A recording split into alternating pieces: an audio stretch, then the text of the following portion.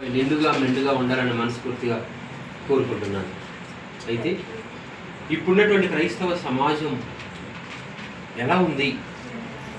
దేవుని వాక్యానుసారంగా ఉన్నారా? దేవుని వాక్యం కొరికే బ్రతుకుతున్నారా? దేవుని మయంపరచుటకే జీవిస్తున్నారా? దేవుని కీర్తించుట కొరకే ఇంకా బ్రతుకుతున్నారా అనే విషయాన్ని మనం ఆలోచిస్తే చాలామంది నామకార్థ క్రైస్తవులుగా ఉన్నారు. అందులో కొద్దిమంది యథార్థవంతులుగా ఉన్నారు. ప్రపంచంలో ఎక్కువ జనాభా ఎవరున్నారంటే దేవుని నమ్ముకున్నటువంటి క్రైస్తవ జనాభా అత్యధికంగా ఉన్నారు. ఆ అత్యధిక జనాభాలో వాక్యానుసారంగా పరిపూర్ణ విశ్వాసంతో కొద్దిమందే ఉన్నారు. ఆ కొద్ది మందిలో దేవుని కృపను బట్టి మనం ఉన్నాము అని మనస్ఫూర్తిగా చెప్పగలుగుతున్నాం. ఇక విశ్వాసుల విషయంలో దేవుడు చెప్తున్న ఒక అద్భుతమైనటువంటి మాట ఏంటంటే, మరి పత్రికలలో దేవుడు తిమోతి గారి ద్వారా రాయిస్తూ క్రైస్తవుల యొక్క భవిష్యత్తుల గురించి రాయిస్తున్నాడండి. ఏమని రాయిస్తున్నాడో 1 తిమోతి 6వ అధ్యాయం 10వ వచనం చదువుకున్నామండి.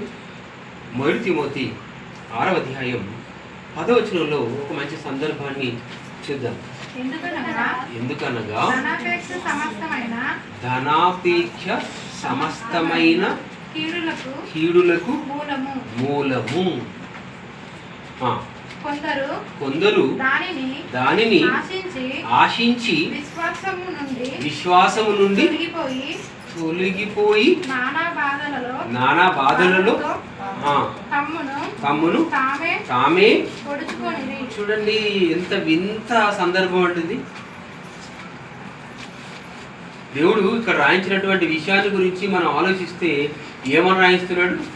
ధనాపేక్ష,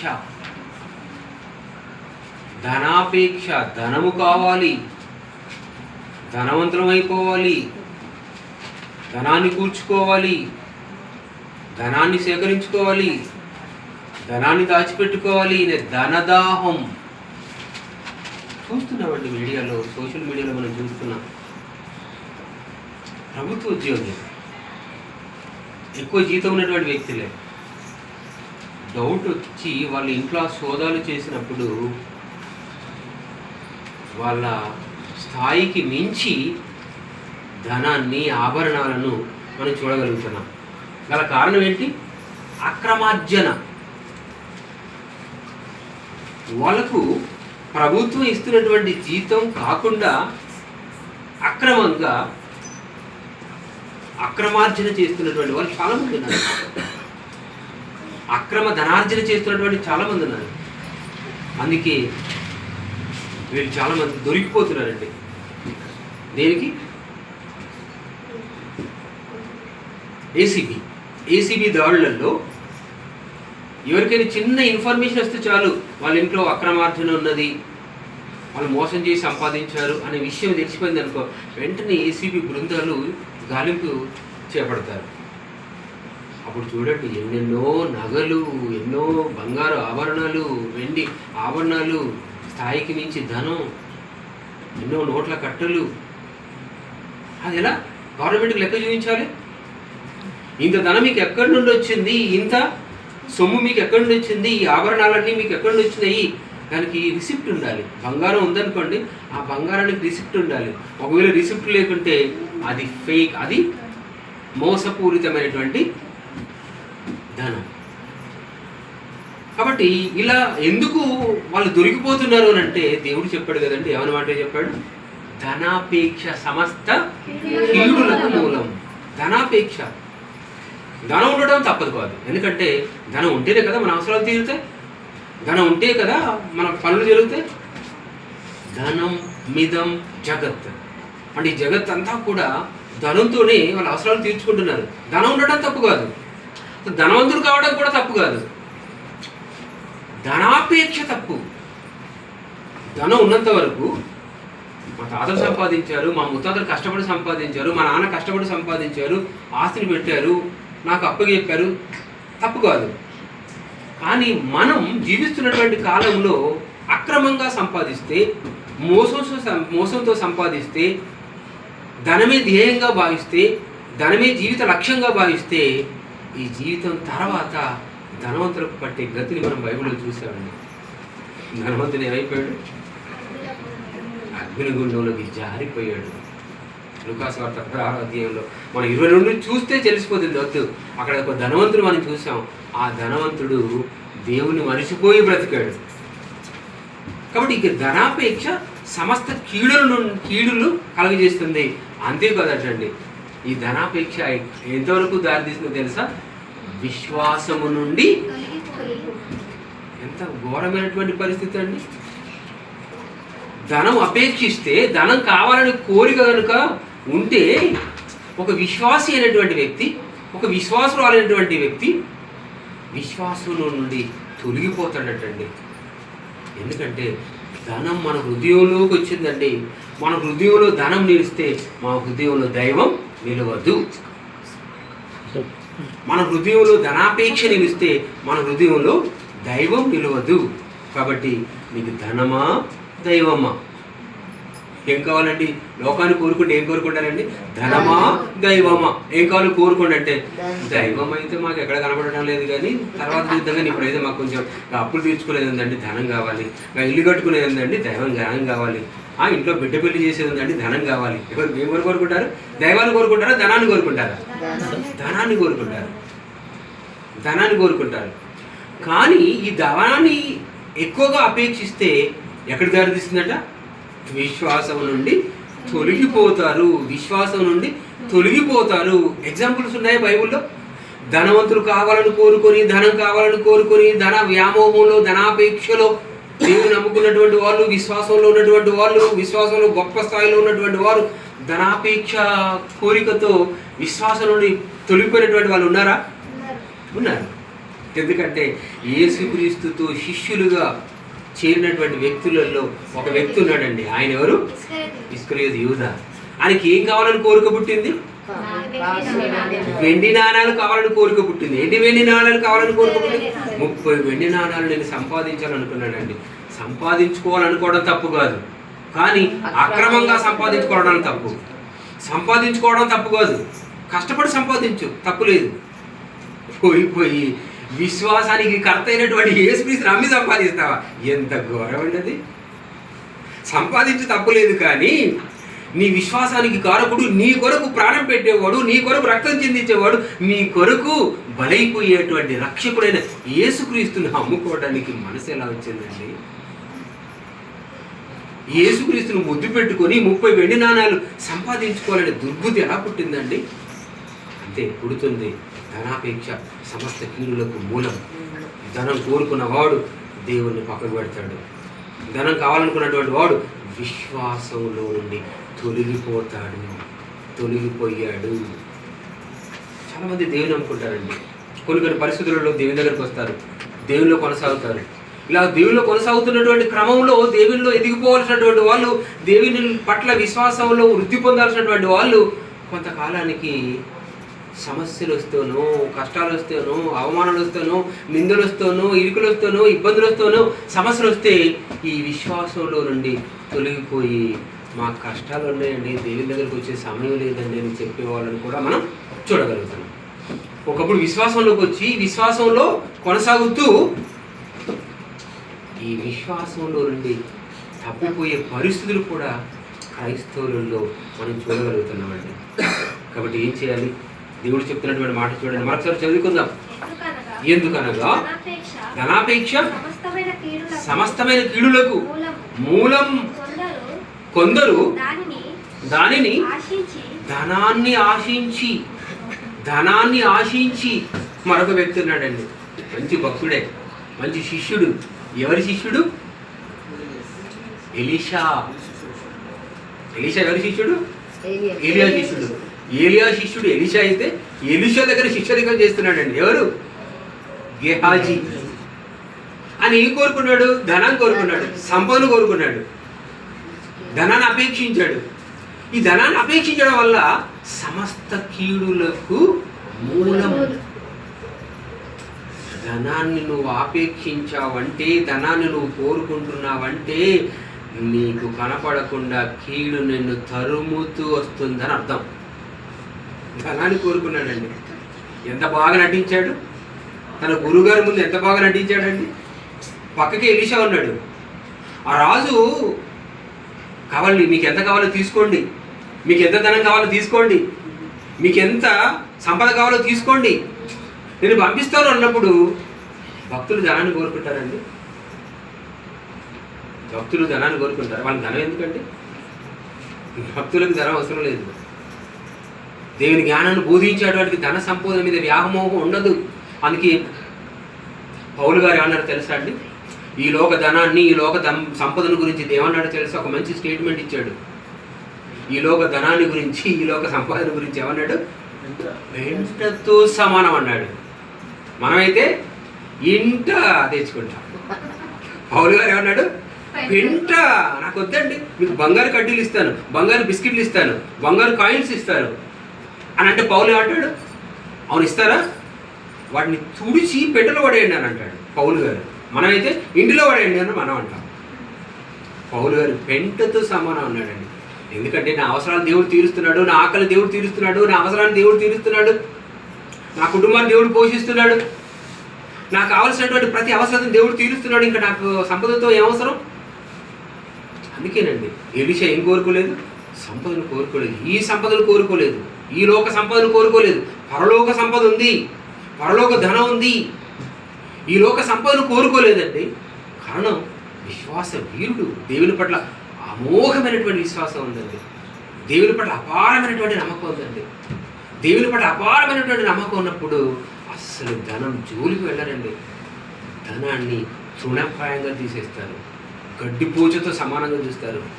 ఎందుకంటే దేవుడు నా వెనకాల ఉన్నాడు, దేవుడు నాకు తోడుగా ఉన్నాడు, నా ప్రతి అవసరతను దేవుడు తీరుస్తాడు అనే నమ్మకంలో ఉన్నటువంటి భక్తులకి ధన వ్యామోహం ఉండదు. కానీ ధనాన్ని కోరుకున్నటువంటి వాళ్ళు ఏం చేశారు చూడండి. ధనాన్ని కోరుకున్నటువంటి వాళ్ళు ఏం చేశారు? విశ్వాసం నుండి తొలగిపోవడమే కాదండి, విశ్వాసం నుండి తొలగిపోవడమే కాదట. ఏ ధనాన్ని అయితే నమ్ముకున్నారో, ఏ ధనాన్ని అనేది అపేక్షించారో, ఏ ధనాన్ని అయితే కోరుకున్నారో, ఏ ధనాన్ని కోరుకుని ధనవంతులు కావాలని అనుకున్నారో, అక్రమార్జన ద్వారా లోకంలో పేరు ప్రఖ్యాతలు గడించాలనుకున్నారు, ఆ ధన వ్యామోహ కోరిక ఏం చేసిందట? వారిని వారే పొడుచుకునేలా చేసిందటండి. తెలుసా? ఈ విషయం ముందు తెలిస్తే ధన జోలికి వెళ్తారా? కరెన్సీని ముట్టుకున్న, కరెంటును ముట్టుకున్న చాలా ప్రమాదం. కరెంటును ముట్టుకుంటే ఏమైందండి? కరెంటును ముట్టుకుంటే ఎంత షాక్ కొడుతుందో, కరెంటును ముట్టుకుంటే ఎంత ప్రమాదమో, కరెన్సీని ముట్టుకుంటే కూడా అంతే ప్రమాదం. ఎందుకంటే ధనవంతుల ఎదుటకు అపేక్షిస్తే వారికి వారే పొడుచుకొని చచ్చారండి. చరిత్రలో ఉంది తెలుసా? ధనాన్ని దాచుకోలేక ఆ ధనాన్ని కాపాడుకోవడానికి నిద్ర లేని వాళ్ళు ఉంటారండి. ధనాన్ని కాపాడే వాళ్ళు తెలుసా అండి? ధనవంతులకు ఆరోగ్యం బాగుంటుందా? బీపీలు, షుగర్లు, అభద్రతా భాగం, కంటి మీద కొనుక్కుండదండి. ఎలుక చప్పుడు చేస్తే లేచి నిలబడతారు. ఎందుకు? దొంగొచ్చాడేమో అని. ఇంట్లో సప్పుడైతే చాలండి, అమ్మో దొంగొచ్చాడేమో అని. నిద్ర పడుతుందా? తలగడ కింద డబ్బులే, బెడ్ కింద డబ్బులే, బీరువాలో డబ్బులే, ఎక్కడ చూసిన డబ్బులే. గుండె ఎలా కొట్టుకుంటుంది? లబ్బు డబ్బు అంటే అర్థం ఏంటి? డబ్బే డబ్బు. నాకు ఆ డబ్బే ఒకరోజు గుండె ఆగిపోయేలా చేస్తుందండి. హార్ట్ అటాక్ అంటాడు. అంతే. ఎందుకైందండి హార్ట్ అటాక్? నీకు నిద్ర లేదు, ఏమైపోయింది? కొలెస్ట్రాల్ పెరిగిపోయింది, తిన్నది అరగదు. కొలెస్ట్రాల్ ఎక్కువ పెరిగిపోతే ఏమైపోతుంది? Heart attack. చావుకు కారణం ఏంటి తెలుసా అండి? ధనం. ధనం సమస్త కీడులకు మూలం. కొందరు ఆ ధనాన్ని వ్యామోహించి, ధనాన్ని ప్రేమించి విశ్వాసంలో నుండి తొలగిపోయారు. అంత మాత్రమే కాకుండా వారికి వారే పొడుచుకొని చచ్చారు. ధనం విశ్వాసాన్ని తొలగిస్తుందండి. చాలామంది దేవుళ్ళకి వచ్చిన తర్వాత, కొంచెం సంపాదన పెరిగిన తర్వాత, ధనవంతులు అయిపోయిన తర్వాత కష్టాలు నష్టాలు వస్తే దేవుని దగ్గర రావడానికి కూడా ఇష్టపడండి. అలా మెల్లమెల్లిగా దేవునికి దూరం అయిపోతారు. ధనాన్ని కోరుకుంటారు. ప్రవర్తనలో మార్పు వచ్చేస్తుంది. ధనం వచ్చిన తర్వాత గర్విష్ఠులు అయిపోతారు. గర్వము నాశనానికి ముందు ఏం నడుస్తుందట? గర్వం నడుస్తుంది. అంటే గర్వం ఒక వ్యక్తిలో రావడానికి గల కారణం ధనం వచ్చి చేరితే గర్వం వచ్చి చేరుతుందండి. ధనాన్ని మన అవసరాలకు మించి రాకుండా జాగ్రత్త పడాలి. చాలామంది ఏమంటారు? బీపీని కంట్రోల్లో ఉంచుకోండి, షుగర్ని కంట్రోల్లో ఉంచుకోండి, కానీ బైబిల్ తెలిసిన వాళ్ళు ధనాన్ని కంట్రోల్లో ఉంచుకోండి. ఎందుకు తెలుసా? ధనం మించిపోయింది అనుకోండి, ఆస్తులు మించిపోయాయి అనుకోండి, పిల్లలకు సరిపోని సంపాదిస్తారా ఓకే, మీ మనవాళ్ళకి సరిపోని సంపాదిస్తారా ఓకే, తరతరాలకు తరగని ధనాన్ని సంపాదిస్తాడండి. తరతరాలకు సరిపోని ధనాన్ని సంపాదిస్తారు. వచ్చినటువంటి తరాలు ఏమేం చేస్తారో తెలుసా అండి? కష్టం అంటే ఏంటో తెలియక జులై మెదహలుగా మారిపోతారు, దేశ ద్రోహులుగా మారిపోతారు. కాబట్టి దేవుడు చెప్తున్న ఒక అద్భుతమైనటువంటి మాట మరొకటి చూద్దామండి. 1 తిమోతి 4వ అధ్యాయం 2వ వచనం. 1 తిమోతి 4వ అధ్యాయం 2వ వచనం చేస్తుంది. 1 తిమోతి 4వ అధ్యాయం 2వ వచనం.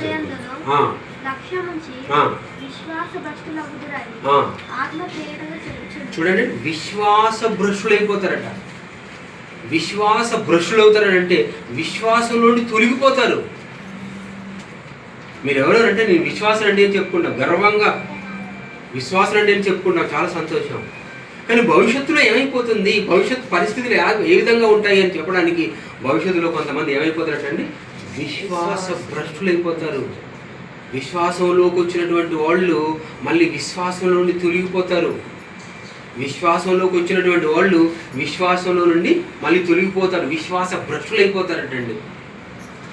కానీ ఒకప్పటి భక్తులను చూస్తే ఎంత గొప్ప విశ్వాస వీరులో తెలుసా అండి? షడ్రక్, మేషక్, అబేద్నెగో ఎంత గొప్ప విశ్వాసులు అండి వీరు, ఎంత గొప్ప విశ్వాసులు. దేవుని పట్ల వీళ్ళకున్నటువంటి విశ్వాసం ఎంత గొప్పదో తెలుసా అండి? అచంచలమైన విశ్వాసం, అపారమైనటువంటి విశ్వాసం. బంగారు విగ్రహం పెట్టారండి, బంగారు విగ్రహం పెట్టారు. దానికి ప్రాణం వెళ్తావా, ప్రాణం పోగొట్టుకుంటావా, నీ ఇష్టం అని అన్నారు.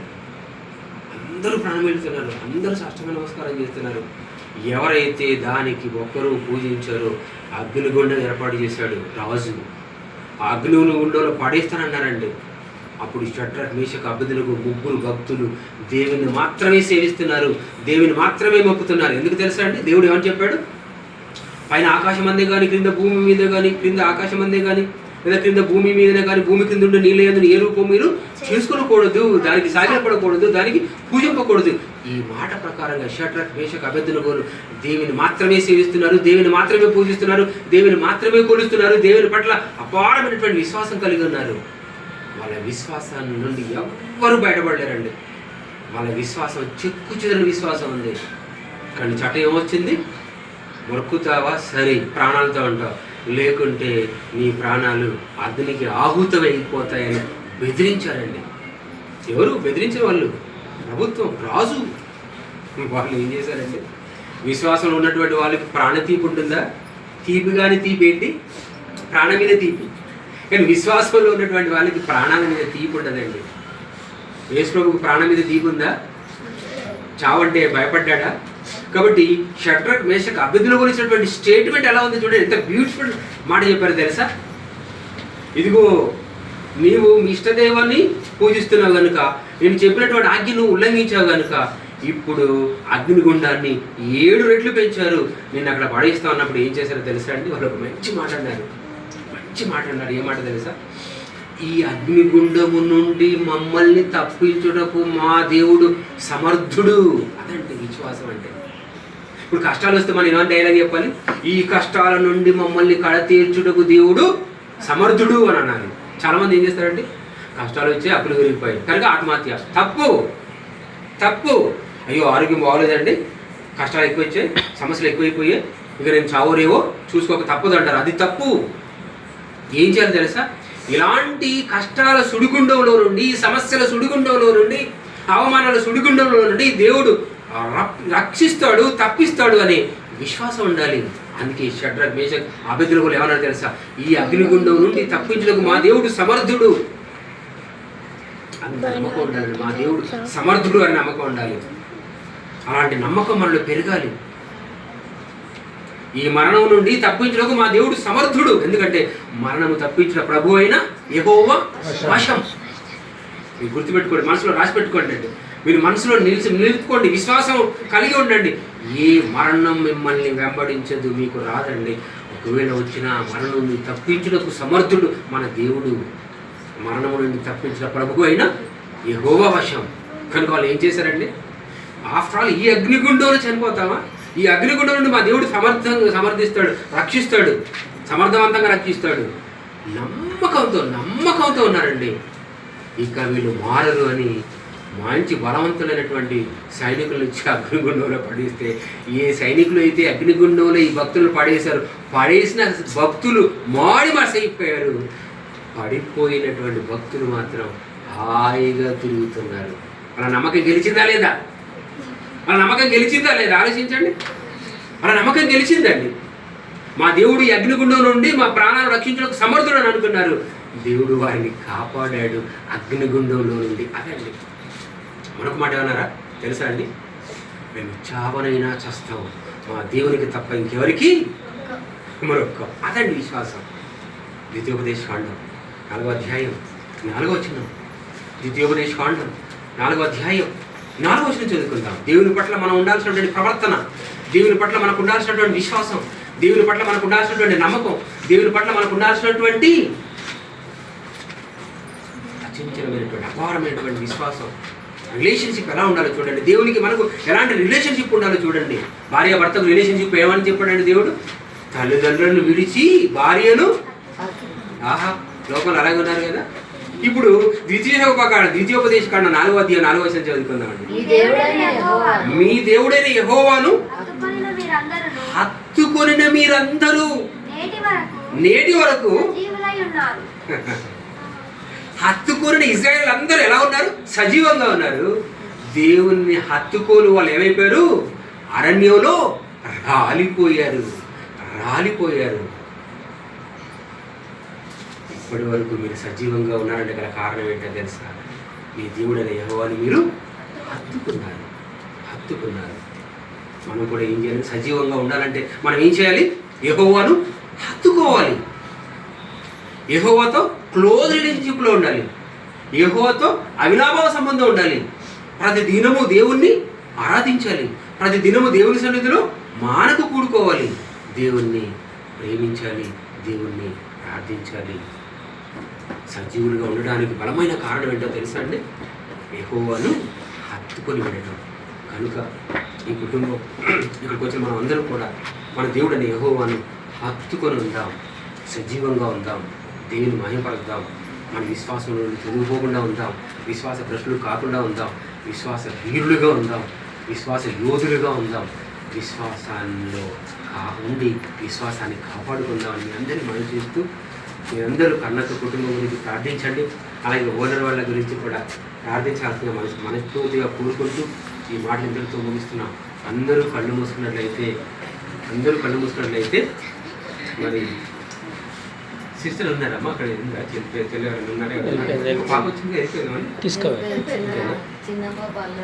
ఓకే ఓకే ఓకే మంచిది. చివరి ప్రార్థన మరి తమ్ముడు గీతేష్ చివరి ప్రార్థన చేయవలసినట్టుగా కోరుతున్నాను. అందరూ కళ్ళు మూసుకోవాలి. చిన్నపిల్లలు నీళ్ళావు, అలాగే నీళ్ళావు. Very good childrens, very very discipline childrens. I'm very happy. I love you. Very good, nice. చివరి ప్రార్థన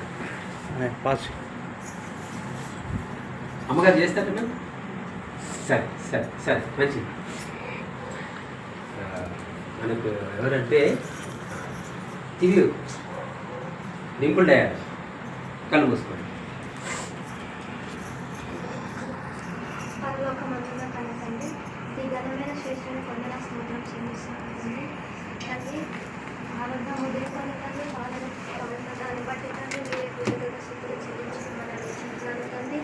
అలాగే తండ్రి వాక్యం విన్నవారు తండ్రి వినడం మట్టుకే కాకుండా తండ్రి వారిద్దరు నాటబడిగా దయచేయమని అనుకుంటున్నాను తండ్రి. అలాగనే తండ్రి క్షేత్రం మేషక అభిజ్ఞాలు ఎలాగో దేవుని భయభక్తులు కలిగి ఉన్నారు తండ్రి. మేమందరం కూడా దేవుని అందు అలాగనే భయభక్తులు కలిగి ఉన్నవారు దయచేయమని అనుకుంటూ చిన్ని కొద్ది ప్రార్థన నజరేయుడైన యేసుక్రీస్తు నామములో అడిగి వేడుతున్నాము తండ్రి. ఆమేన్.